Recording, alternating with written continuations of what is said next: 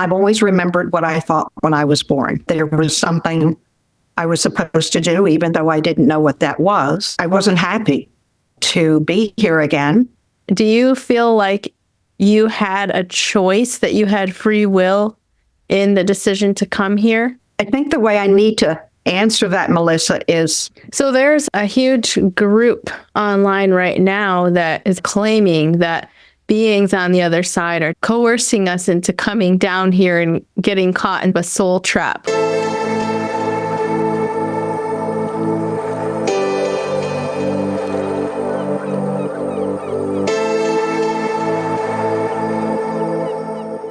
As somebody who has pre-birth memories myself, one of my favorite interviews to do is with other people who have pre-birth memories, and I would love to hear about yours. Oh, wow. And you have pre-birth memories too. Yes, I do. And I would love to hear about yours. Okay. Well, I'd love to share anything you want to know. How about if you go first? And then, because I do have to say that out of all the pre-birth memories I've heard, I think yours are the most similar to mine. So if you want to share, then I can point out some of the things that are the same. Absolutely. Absolutely. Basically, I've always remembered what I thought when I was born. And and all of this was instantaneous. It was an awareness that was just there when I was born. And I wasn't happy, to be here again.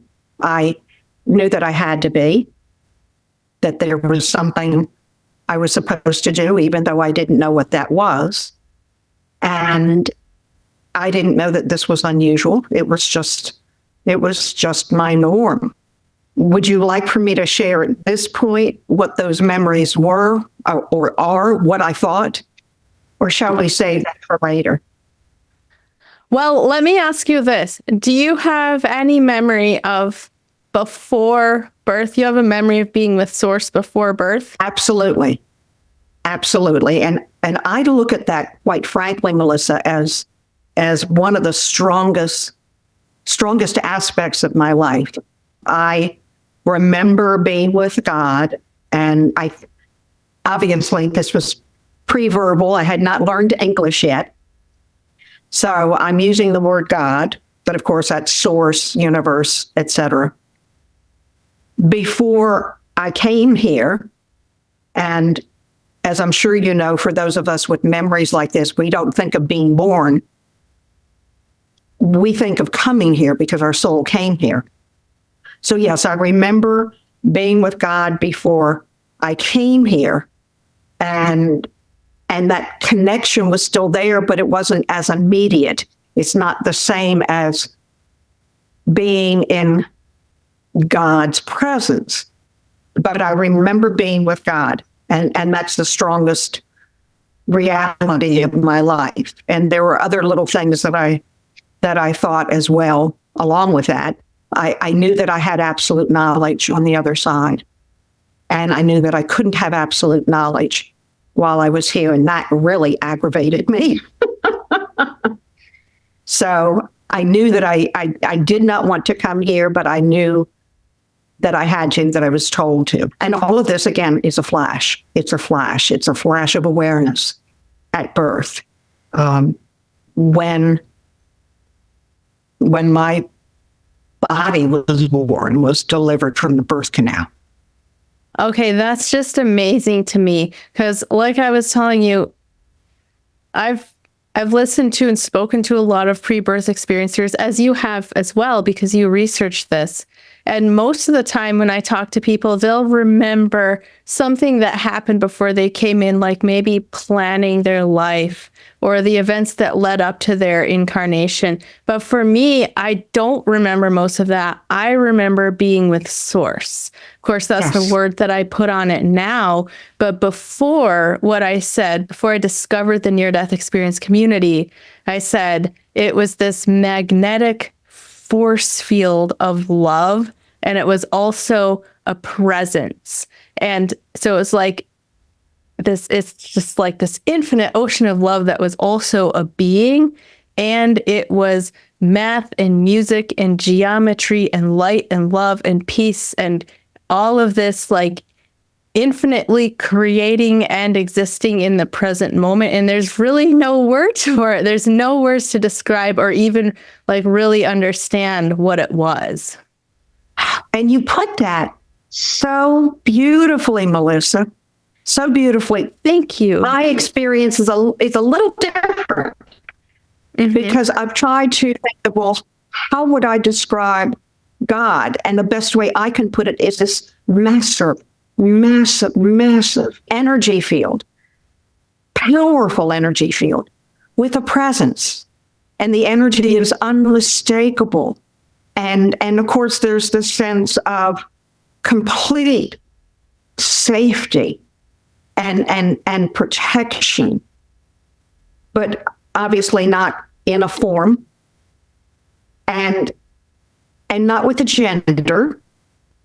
I think a lot of people have ascribed a masculine gender to God just because the energy field is so powerful. And that's our human kind of connotation, but just undescribable energy, powerful. And yes, and I love how you put it.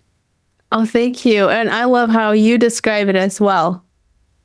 The power, I love that you focus on the power of that as well, because I don't hear that talked about as often.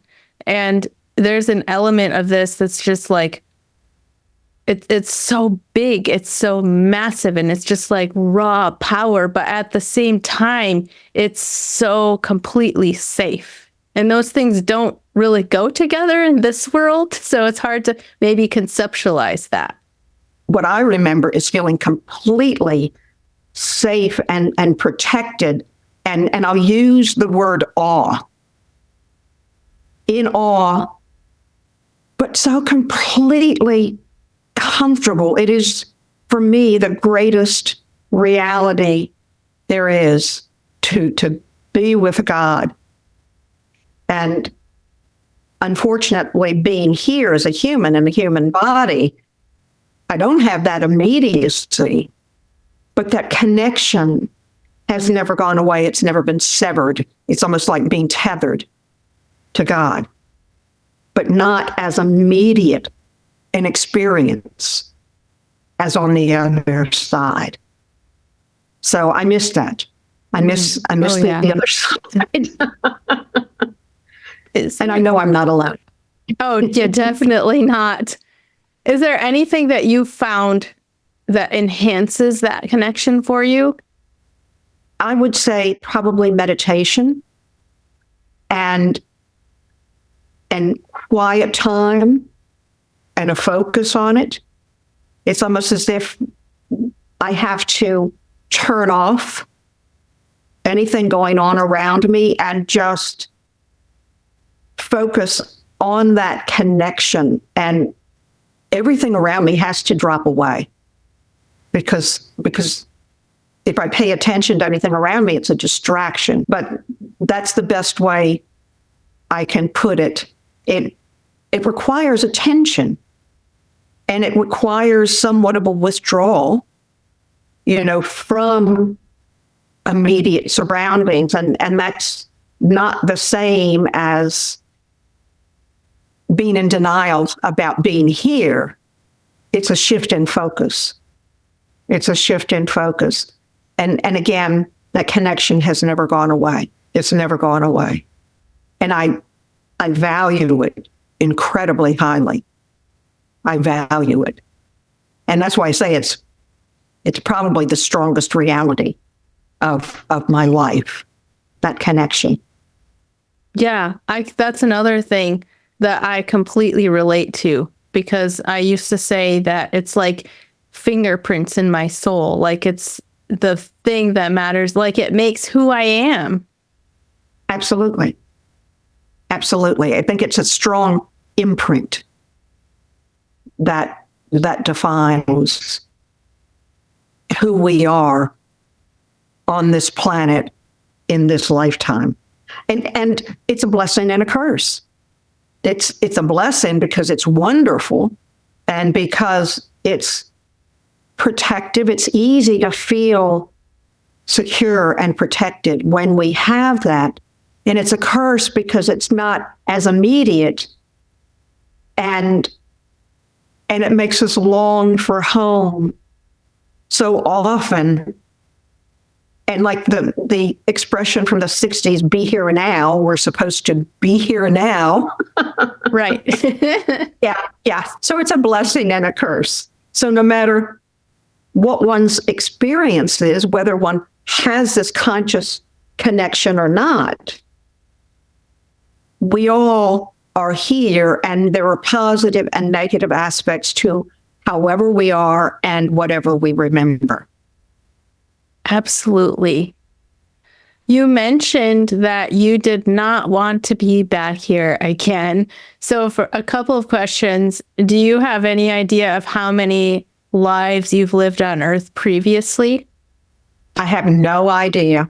I have naturally remembered or plugged into some. I've always known that I was a chanteuse in Paris in my last lifetime. I've also had these images in my mind from the time I was very little that my mother would take me to go visit a friend of hers. We would go down cobblestone streets and visit a friend of hers whose husband was a sea captain, and we would eat off of blue and white china, kind of like Delft. And at some point I asked my mother about that. You know, do you remember you're taking me to go see blah, blah, blah. And she looked at me like I had 3 heads. Oh, Diane, there you go again, making these things up. And I'm like, so it had to be a past life memory. And I've always had a thing about being a nun or a monk during the Middle Ages. So, but no, I have no idea. I'm sure there are many, many more, and not just on this planet, but in other parts of the universe as other life forms as well. Do you remember a lot of lifetimes? No, I can't say that I have a conscious memory of past lives. I have suspicions because I will remember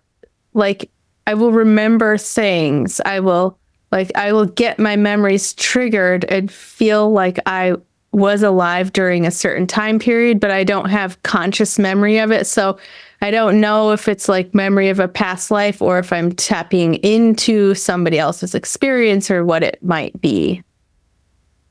Yes, I understand. That resonates. Yes, I think my strongest ones are the going with my mother, wherever that was. For a long time, I thought it was in New Orleans because I was born and raised in New Orleans, and there's a section off of downtown that still has cobblestone streets. Mm-hmm. But that was not the case. And the one as a chanteuse in Paris, because when I started studying French in this lifetime, it was like relearning a language I already knew, and the idioms made sense. Those are the 2 strongest. That's amazing.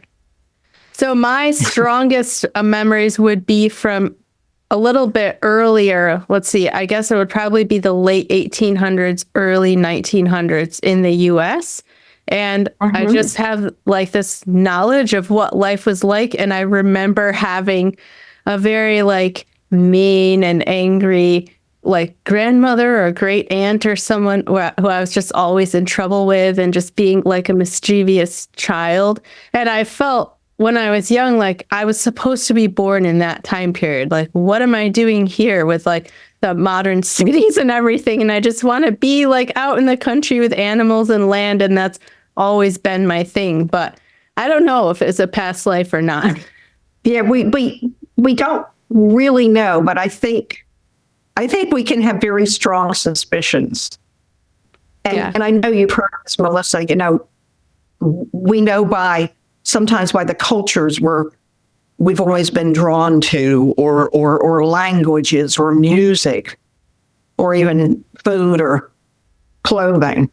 So I feel that those are great clues, even if we can't consciously remember a personality that we were, or family, or physical surroundings or anything like that.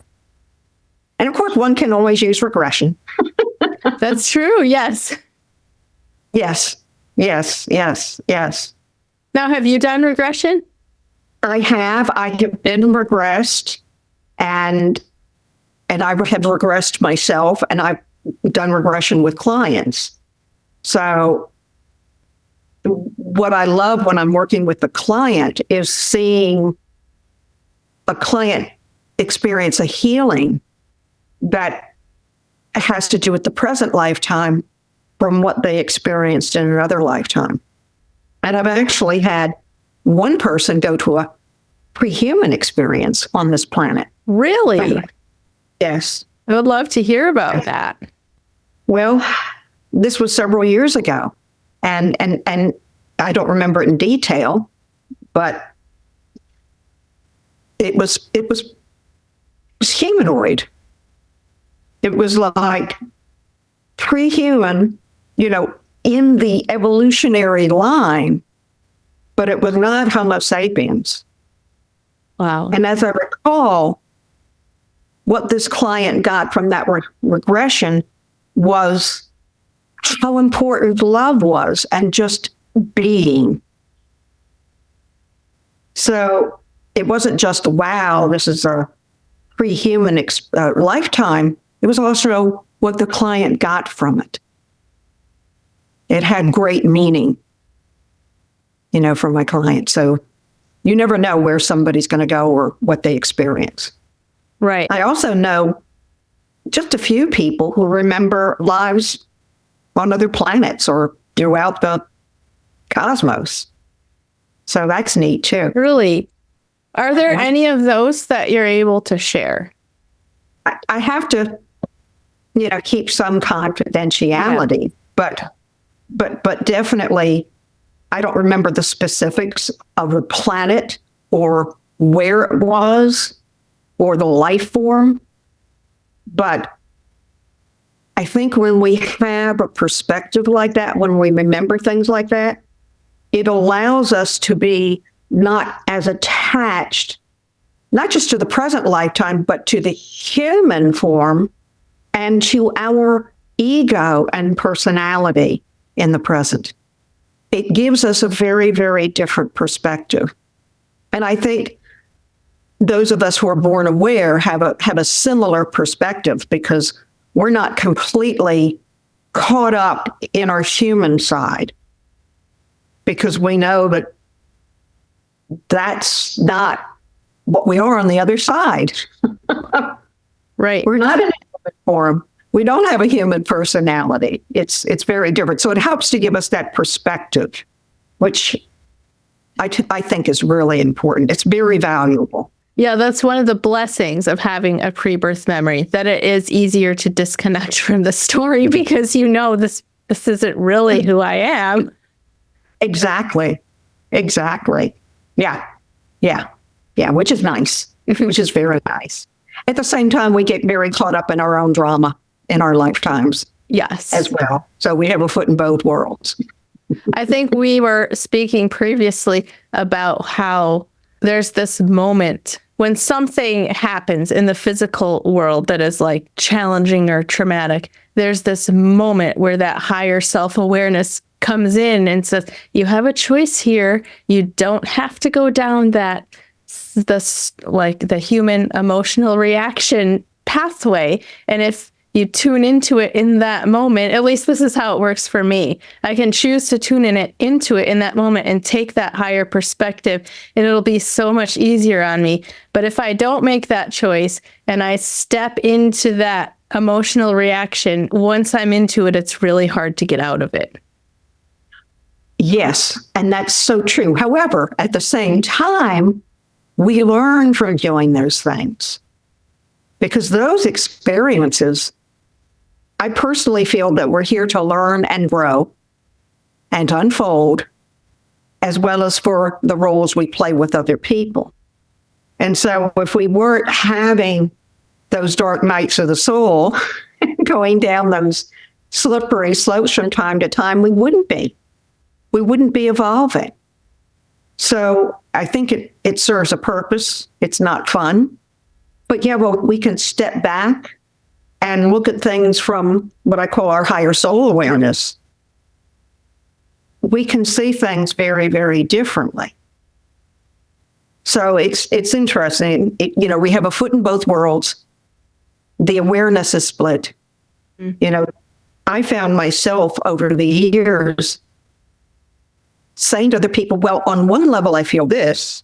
On another level, I feel this. That was different. And it took me years to figure out what that was. And when I was working on the book Born Aware, and I was interviewing people, I would ask them that. And everybody who has these memories had experienced that. And I finally figured out, oh, that's the difference between what our human side feels and what our higher soul awareness, can perceive, which is more than our human side can perceive. So yeah, I think we can tend to go back and forth. And if we can remember to do that when we're experiencing something, I think it can be helpful. But one has to question whether we're getting the lesson we're supposed to get. Good point. So it's all very, very complicated. Mm-hmm.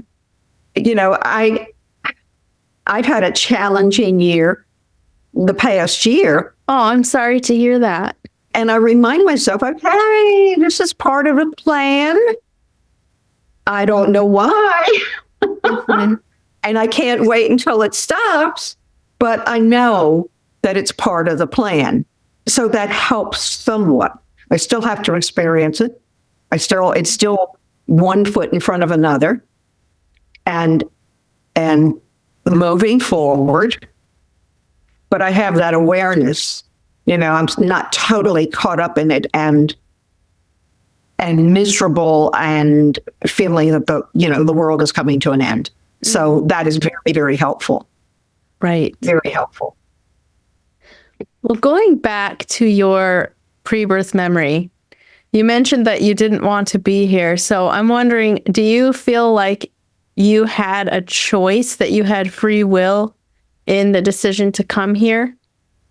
I think the way I need to answer that, Melissa, is basically, when God told me I needed to do it, it's like, I have to do it. I think humans, the human species, especially at present, has a big thing about choice and free will. And I feel that it's a question of levels. So the human side wants to have the choice. When we're on those higher levels on the other side, choice doesn't matter because we realize that this is a huge drama and everybody's going to play a role in it.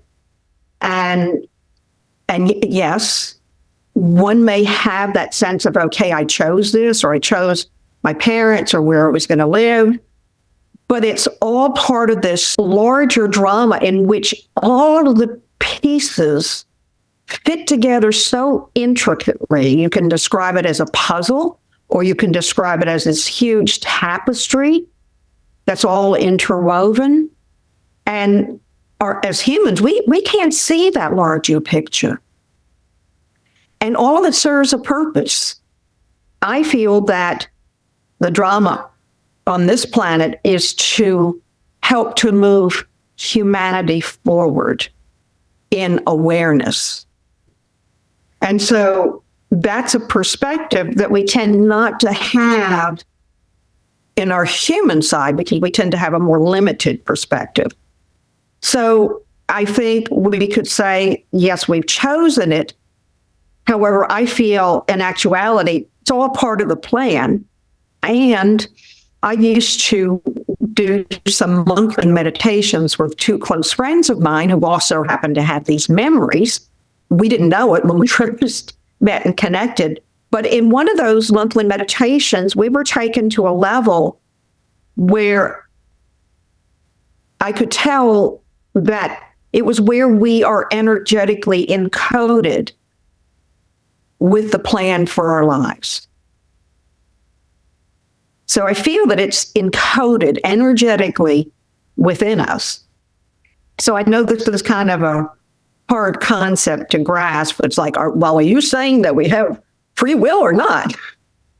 And it's actually, I feel both. That's fascinating. So I want to ask you about the energetic coding. But to finish off this topic, would you say that maybe when we're on the other side, we're just like, we're so concerned about having free will here because things are difficult. But maybe when we're on the other side, that's just not something that we're quite as concerned about because we're in this state of expansiveness and joy. So why wouldn't we want to be of service? I think that's a wonderful way of putting it, Melissa. I think it's a wonderful way of putting it.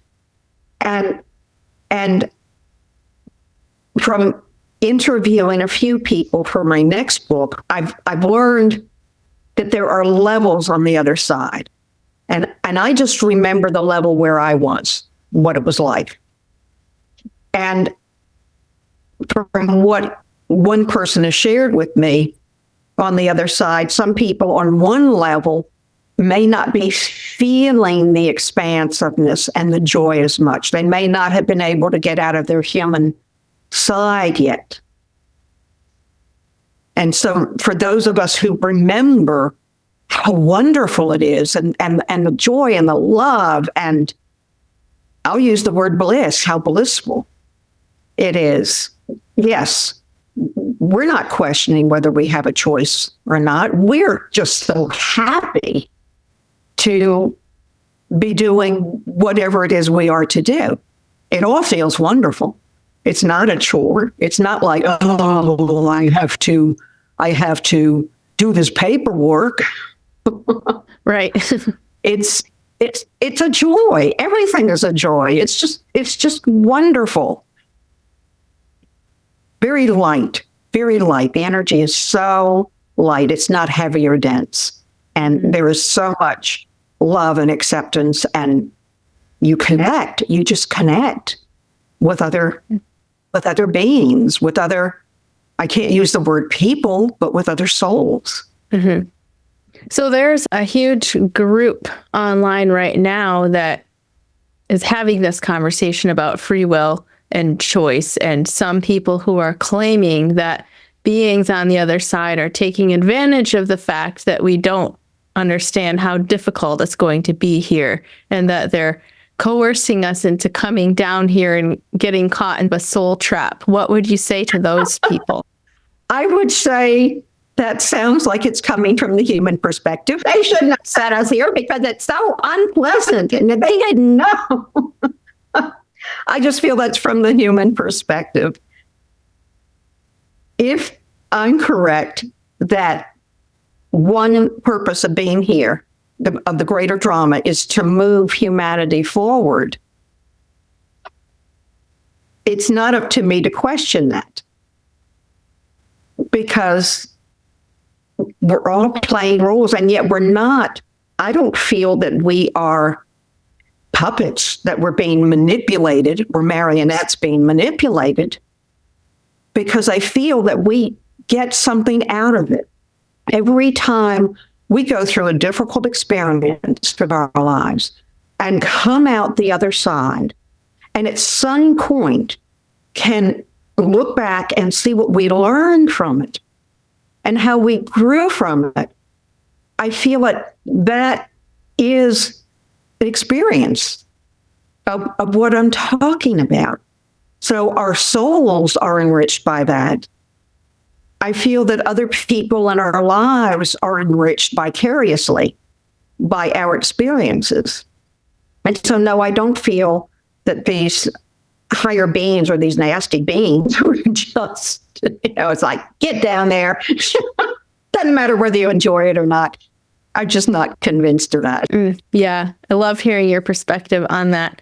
Let's see, you mentioned the energetic coding, which is very interesting. So if we are energetically coded with our life plan when we come in here, do you think that there are moments that kind of wake us up a little bit and make sure that we're on track?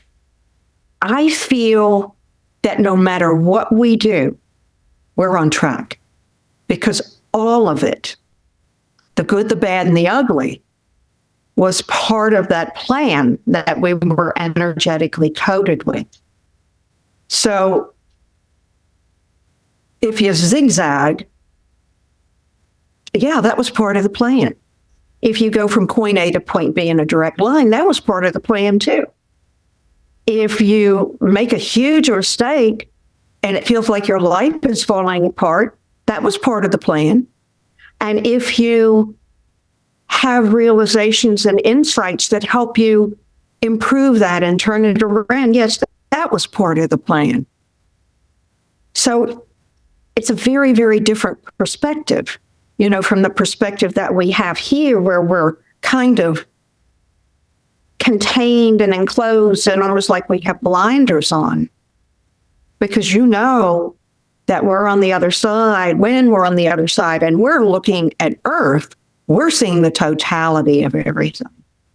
And we're able to see not just this one person's life as a human, but all their interactions with other people, and not just at a particular time frame, but past, present, and future. It's totally different. It's totally different. And of course, it's difficult when we're here to have that, which is also frustrating. Yeah. And people ask a lot of times, how can I make sure that I'm staying on track with what I plan for my life? And what you're saying here is really comforting, because I hear you saying anyway that you can't really mess it up. Like, everything is part of the plan, the growing, the learning, the mistakes, everything. Everything, the good, the bad, and the ugly. Yes, yes. So I think if people could grasp that, it takes a lot of pressure on.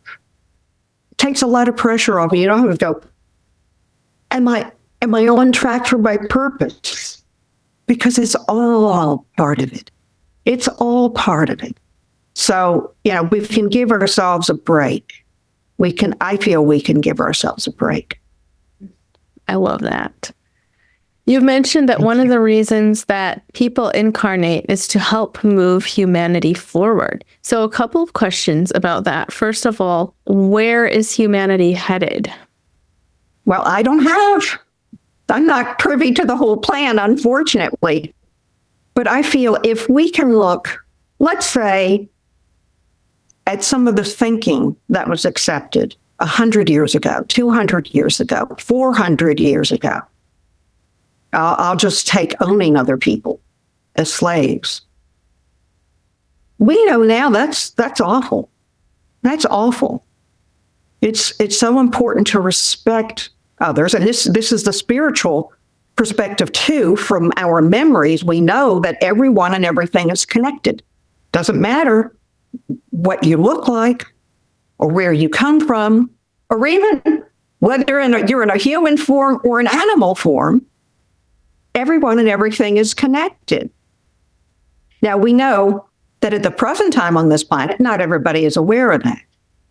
However, I can remember, and this goes back about 10 years ago, where I noticed on news, on TV, they started doing segments on the animals, and not just pets, dogs and cats, but wildlife. And I thought, that's because there's been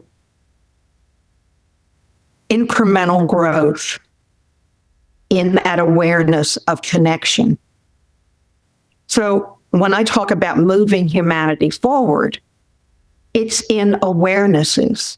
It's in our actions. We could talk about environmental protection. I remember seeing on Facebook, I don't know how many years ago, some people were posting photos from the late 19th century of loggers out in the Pacific Northwest who cut down these massive trees and were just, reveling in it.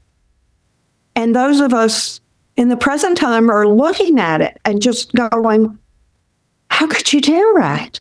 These trees have grown for centuries. So those are just two examples of what I'm talking about when I say moving humanity forward. I don't frequently quote the Bible, but you remember the verse, do unto others as you would have them do unto you. Because in actuality, whatever we do to somebody else, we're doing to ourselves as well. Because energetically, we are all connected. So that's a long answer for you, Melissa. I love those examples that you've shared. Thank you. Yeah. Are there any other reasons? And I ask you this because you've done so much research on people with pre-birth memories, born aware, past life regressions. Have you encountered any other reasons that people incarnate? I think some people look forward to it as an adventure.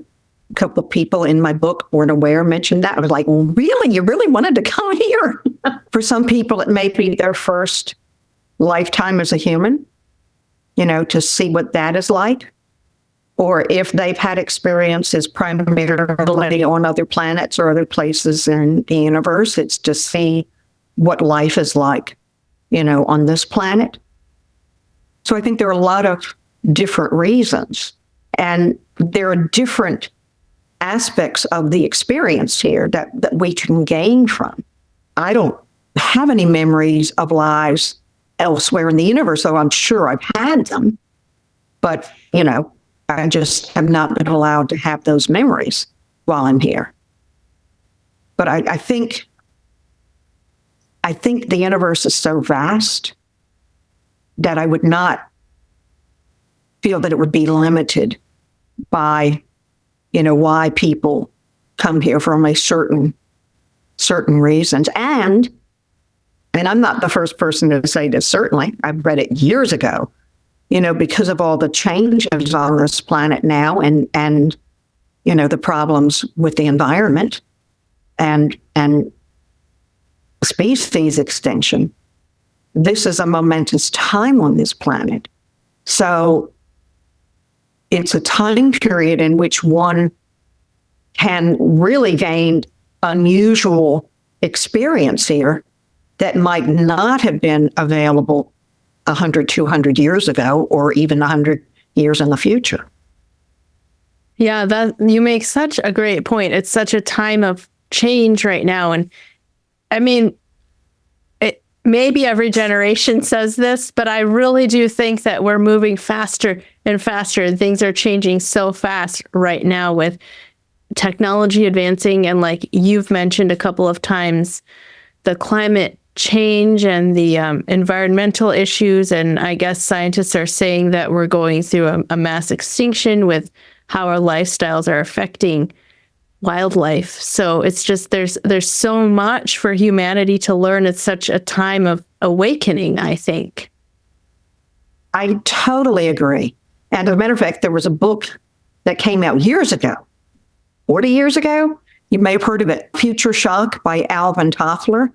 And he was writing about, the fact that things were changing so much more quickly. And it was like future shock. And the other aspect of this, too, is a paradigm shift. Because we're still in the throes of the paradigm shift. I feel that's why we see so much friction, in conflict, in the world these days. Old thinking versus new thinking. I could be wrong, but that's just my sense. But this is a very, very momentous time, and I'm always the optimist. I feel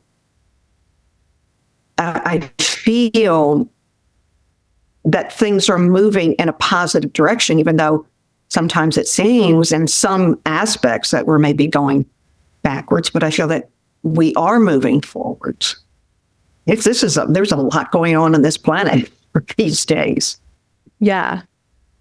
So in your opinion, what can we do? What's the most important thing for us to do in this lifetime where we find ourselves now to contribute to the collective growth and benefit of humanity? I feel that a lot of it comes from our own path and our own unfolding. And what I've learned with working with clients I guess it's over 30 years now, that it's important to focus on ourselves and focus on who we are on the inside. It's what I call our essence. And the more we can know what our essence is and embrace it and express it through activities, that not only helps us be true to ourselves, it usually helps us find more confidence, more belief in ourselves, more satisfaction with who we are. It often has direct applicability, I can't talk today, to purpose, to being, though again, everything is part of our purpose. And I feel it's important to have so many different attributes like curiosity and wonder and acceptance of others. I feel that all of that helps not only to propel us forward on our paths, but also the totality. The more we can look at others and think, catch ourselves if we're starting to make a snap judgment, and catch ourselves and think, I wonder what you're like on the inside. I wonder what you're experiencing, what gives you joy. I think it's very important to treat each other well and nicely and with respect. Not only to be, friendly and polite, but to be considerate, hold the door open for somebody. I think all of these make a huge difference to allow ourselves to put ourselves in somebody else's shoes, so to speak. We never know when a chance encounter with somebody else will have a strong impact on them, whether positive or negative. And I've heard this. I've heard people say this. As a matter of fact, I think on NPR, they do a segment on, I can't remember what it's called, on a chance encounter with somebody else changing one's life in a positive way. And that reminds me too, I think I mentioned this to you before, when I was in Memphis, a chance encounter, this was when I was still doing some acting. And I was actually, it was what was called a meet and greet. Hospital in Memphis had this mascot for their pediatric unit. And so I played the nurse, Dr. All White, I think was a character's name. And sometimes we do a meet and greet and give out literature that would be helpful for children. And we were somewhere in Memphis, and I was giving things out, and I connected with this one woman. I say woman, I think she was probably 13 to 15 years old. And I was like taken aback because there was the strongest soul connection. And we just locked eyes and we stood there looking at each other. I could tell she felt it too. And what I was feeling was, it was so wonderful to see you again. I have no idea what the soul connection was, but it was the most powerful moment. And I'm an adult, she's a teen, and it was, we stood there for I don't know how many minutes. And then I had to move on. I didn't get her name. I don't know anything about her. So that, from time to time, I think of her. And I wonder what the connection was, because it just blew me away. And it was just so meaningful to me. So when I talk about chance encounters, that's a rare one. But sometimes somebody could be having an awful day. And we just may say, greet somebody and say hello, and it could improve their mood. We don't know. We don't know the impact. But I know I'm rambling. No, thank you for sharing. That was beautiful. But anyway, I guess I would love to ask you, as somebody who's researched pre-birth memories, What is one of the most interesting stories or memories that you've heard? Oh, this is a good friend of mine. It's from a good friend of mine, and she's in the book, Teresa. And she remembers not only choosing her parents, but she remembers being taken by guides to other planets before she came here for training purposes. And I should have asked her a little more about, the type of training, but she remembers being taken to other planets. I don't even know if it was in this solar system or this galaxy or other places in the cosmos. And I found that to be unusual. And another person in my book, and this is not a pre-birth memory, this is while she's here, when she's very attuned to nature, and when she goes outside, she can see, and I can't remember the way she expressed it, but she can see the trees breathing. She can see this. And I have known people who can hear nature. So there are all sorts of abilities and orientations that people can have. And a lot of people don't share that with other people unless they're in a situation in which they feel safe and it seems to come up in context. But I've heard some wonderful things from people. And I don't know how many people they have shared those experiences with, because just like I never shared my at birth memory, because people weren't talking about these things. I didn't know it was unusual. I thought maybe everybody had those memories. So there's a lot that's not being discussed that people aren't aware of. The environment has become a lot more fertile for that. People have become more open to this.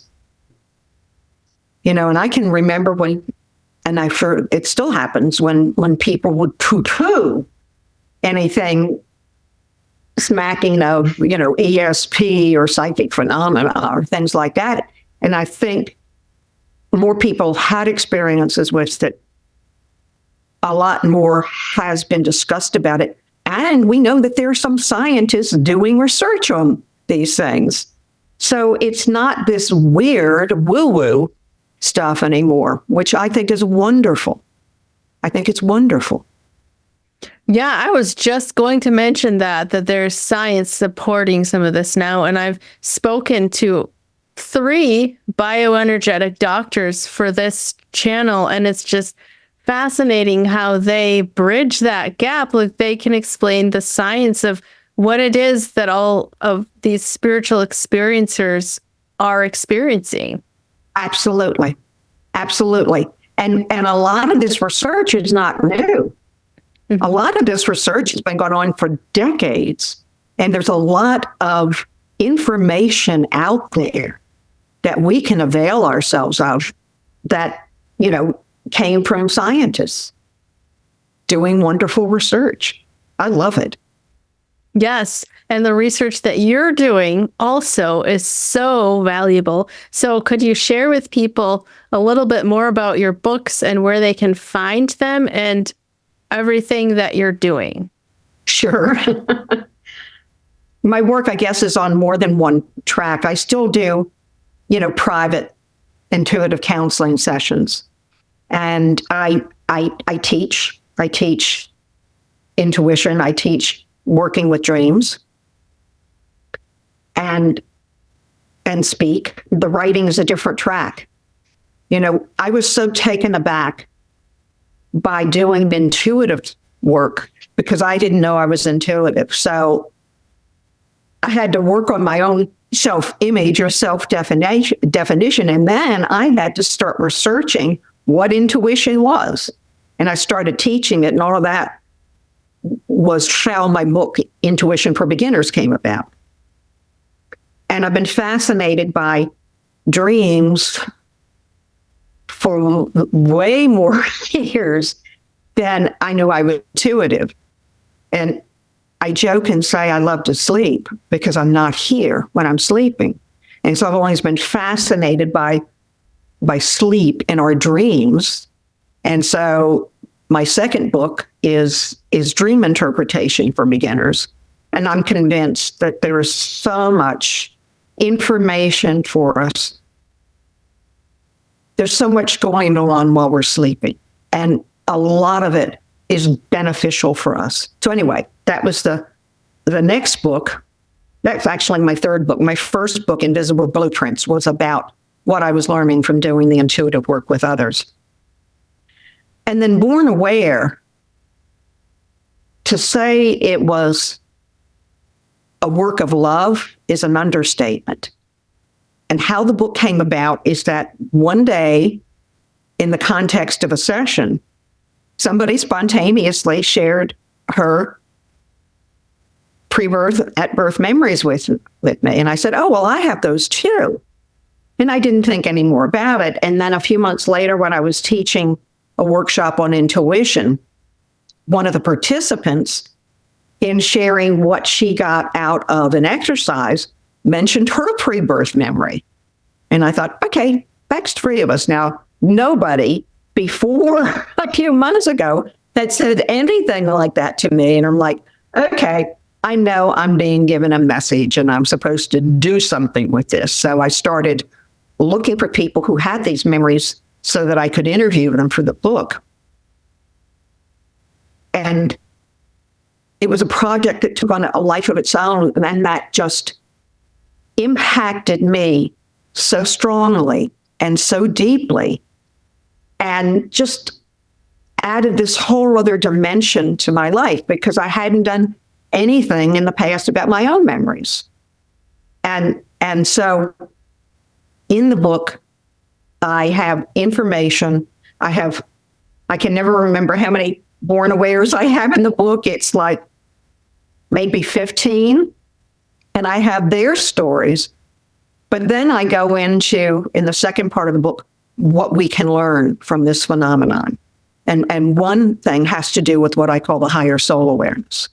And for those of us with these memories, I mean, it's very easy for us to be in higher soul awareness. We're split between that and our human side. And the attributes in common, but also the lessons. What can we learn from this phenomenon? And I also have a meditation later in the book on how to access our higher soul awareness. And the book, I say I'm writing, I need to get back to it, is on people's memories of the other side. And memories that people have always had, not recaptured through regression or any other modality, but have always had, which is also true of Born Aware. The people in my book did not recapture those memories through regression. They'd always remembered. We've always remembered. We're imprinted with this. So, and my books are generally, widely available. Well, Diane, thank you so much for sharing with us today. I will have those links in the description so people can check them out. And I would like to ask you one final question. If you could give one message to everybody on the planet, what would it be? That you have so much richness inside of you. So I would encourage everybody, yes, we have to live our lives and focus on what is outside of us, but allow yourself to start that journey within and explore who you are on the inside and what riches there are inside of you, because you're here for a reason. You can learn to embrace who you are, your essence, and you can derive wonderful things, from that, and you can live from that. And just know that you can continue to unfold and find more joy, more meaning, and more embracing of self, and more love and compassion. Thank you so much for watching. If you'd like to support the channel, we have a few fun ways that you can do that. I do have a merch store linked in the description. We've put some of the phrases on t-shirts that you guys requested. I have affiliate links to my favorite blue blockers, my favorite red light panel, and a couple of other companies that I work with. You can join my membership at the Sanctuary. You can sign up for an energy healing. I also offer a 4-session energy healing package. You'll find all these links in the description. Thank you so much for watching. Thank you so much for your support. Now go live your most extravagantly loving life.